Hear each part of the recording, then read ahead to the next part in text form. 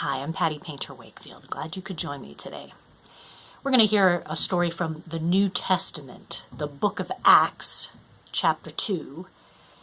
It's the story of Pentecost.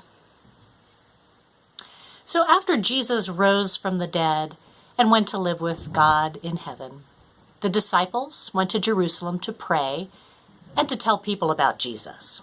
These are the disciples. One day, the disciples were all together in a house, and suddenly the sound of a rushing wind came from heaven and filled where they were sitting. You're welcome to make wind noises with me. Probably better than I can too. Well, then the disciples saw what looked like tongues of fire resting above each person's head.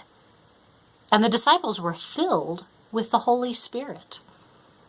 Suddenly they began to speak in different languages, many that they didn't even know. Now there were people from many places who spoke many different languages who were in Jerusalem at this time too.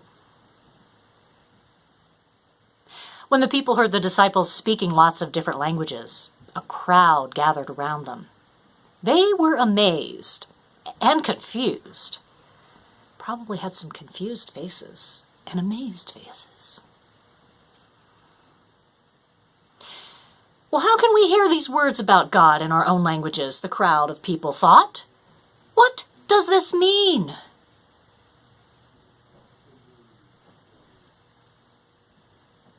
Well, some people began to make fun of the disciples.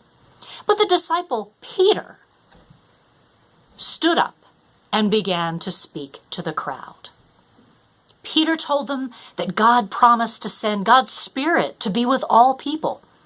Peter told them about Jesus, the Messiah. Peter told them that everyone who calls on the name of the Lord would be saved. And the crowd heard Peter's amazing words and wanted to receive God's Spirit too. They said, "What should we do?"